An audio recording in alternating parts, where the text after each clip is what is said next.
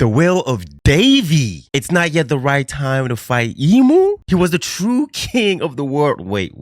Is this chapter 1164 or chapter 4611? Because I cannot believe what I just read. Explosion.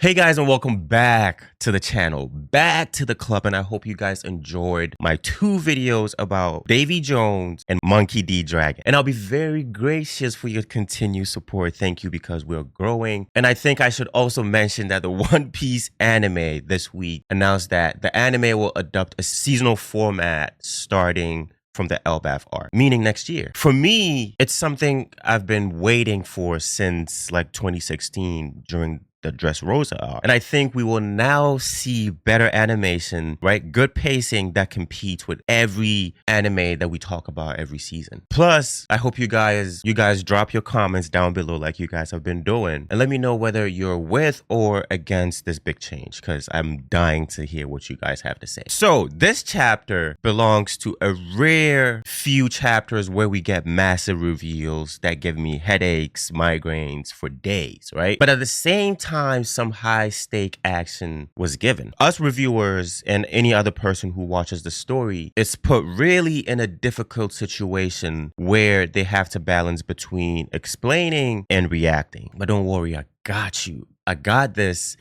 Yeah, boy. The same way Blackbeard was the only one who could stop rocks. Also, the same way Kuma saved Ares and Teach from certain death. Alright, I got you. So, in the last 5 chapters of the God Valley incident, I had to make a lot of changes to my personal list of greatest of all characters in One Piece. I had to make a personal change, right, to the GOATs of One Piece. And Kuma just officially broke into my list once again. Like, what he did here was really amazing. Kuma and Dragon's heroic actions makes us appreciate the relationship they've had as revolutionaries. Okay, so after realizing that there is absolutely no way that he can beat Emu, Rock started talking about stuff that we thought we will get later on in the final saga. I mean, we're already in the final saga, but I'm talking about after the flashback and us being deep into the elbaph arc, okay? That's what I was talking about. When I saw this, I immediately thought that Rocks meant that Davy Jones was the king of the ancient kingdom, which was the strongest back then. So when he said that Davy D. Jones was the former king of the world, he probably meant this. But it could be interpreted in different ways. In my Davy Jones video, I talked about his rivalry with Joy Boy. It could be that Jones became the king of the world through becoming the strongest pirate ever after Joy Boy either lost to Emu or he lost to both Davy Jones and Emu.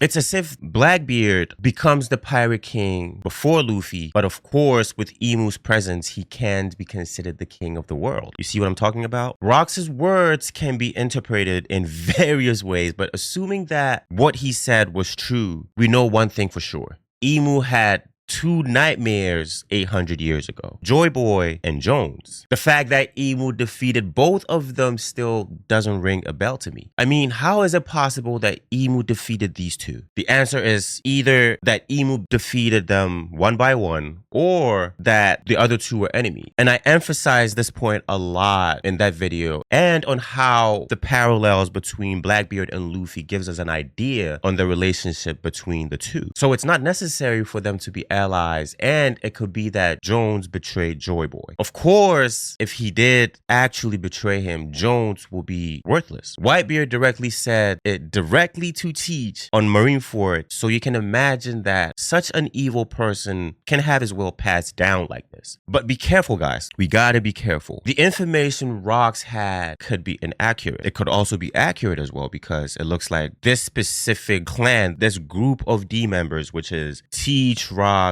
Davy, could be family members, and that specific clan is what passed down their history. Now, I talked the last time about how the Davy family passed down information about the Void Century, and it seems that they had a lot of it. They had a lot of information even without reading the poneglyphs. They knew a lot. And what's more interesting is that Ares knew it wasn't the right time to fight Emu. Rox didn't even have to say that. Like, how the hell did she know about this? Roger spent years reading poneglyphs, searching for Laugh Tale, and to reach this conclusion. This This is an insane tidbit that Oda gave us, and it's accurate. Rocks probably told her about Imu's existence, but this is something else. Likewise, right, other information of course could lead us to believing that the will of D is really just the will of Davy. But that's wrong in my opinion. It's Oda misleading us again, I believe. Don't worry about the thumbnail, by the way. Look, it's simple. If the will of D is really just the will of Davy, then why would Rocks refer to him as Davy D. Jones? We know for sure that the will of D is directly connected to the D initial in their names, right? It's even called the D clan, and if Joy Boy was a D, then it doesn't make any sense. I mean, why would Joy Boy be part of the clan named after his rival? Or let's make it simple. Why would he belong to a clan named after someone who lived with him during the same period in history? I think what Rocks meant here is that Davy Jones also had a will that his descendant inherited. Whitebeard talked about how Luffy inherited Ace's will, so according to this logic, we should call that the will of A. Sounds stupid, right? I wish Oda made Imu talk more about what happened back then, but the discussion quickly shifted to elbaph. This is when Imu's plan for elbaph started after discovering their weakness. This weakness is none other than King Harold. In One Piece, sometimes it's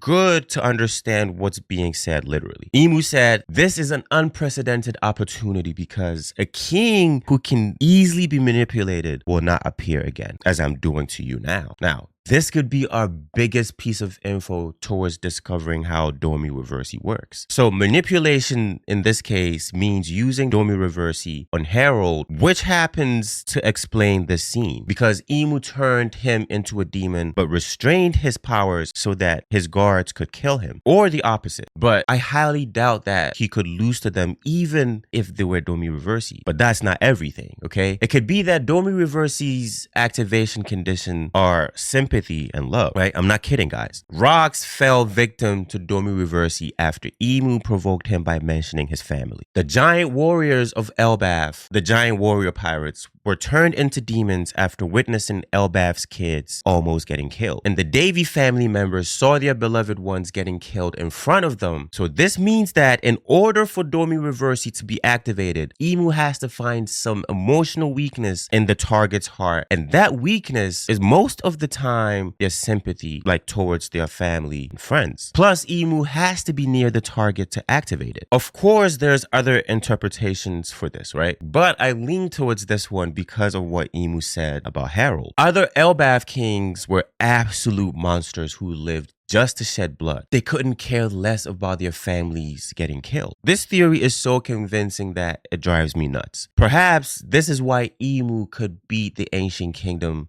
and especially Joy Boy. See, if we take Luffy as an example, then it's clear how much he cares for his family and friends. I don't need to explain this to you, of course, but we have to state this. So Imu has the ability to use this to their full advantage, and it's so damn cool. I've always been saying that I miss the old days where fights were just about devil fruit abilities and how to outsmart your enemy. So this means that Imu had the perfect counter ability to the will of D. It's as if Imu is the Yami Yami no Mi of the D clan.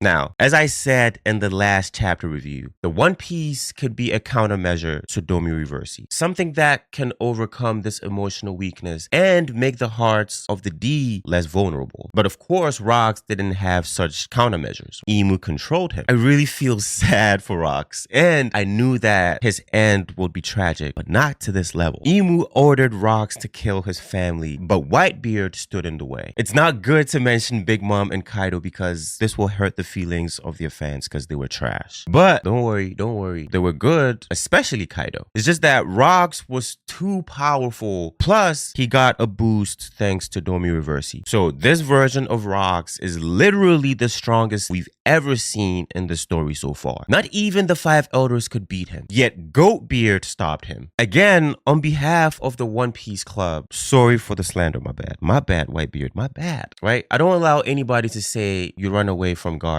because you were scared. I don't allow anybody to say that. It's a taboo. Just look at this. They didn't lie when they said Whitebeard could destroy the entire world. I think the Gura Gura no Mi can really do that, but that didn't stop Rocks from chasing his wife and son son until he caught up to them. We saw Dragon and his I'm weak moment, like father-like son, or that's at least what I would like to say, but we saw the Roger pirates running and taking Shanks with them. We can see the SFX there inside the box, so that means that he's there. Meanwhile, Eva was arguing with Kuma, telling him we should leave. Like I said this in the beginning, this arc reshaped like literally our views on many characters, but for Kuma, our feelings of respect and admiration got stronger. The guy is an 11-year-old kid who just ate a devil fruit, yet he risked his life to save countless people. Amongst the lives that he saved was Davy D. Teach. Dragon saved Shanks while Kuma saved Teach. Like, what the hell is that? Oh my god. How did we get to this? Each one of them was traumatized, like very traumatized. Imagine you see your father chasing you and your mom to kill you. You literally grow up with a twisted personality, but also with a natural sense of evil. And I think that Blackbeard doesn't concern himself with the will of Davy and carrying on Rox's dream, even if Ares explained everything to him later on. I'll try to make a video about Blackbeard soon because this is very important. So now comes the final showdown. Sengoku wasn't lying after all. It's just that his narrative was somehow correct. To prevent Rox from killing everyone on the island, Roger and Garp unleashed their Conqueror's Haki at the same time. Like, I need this to be animated right now because yo, like Oda showed us something special.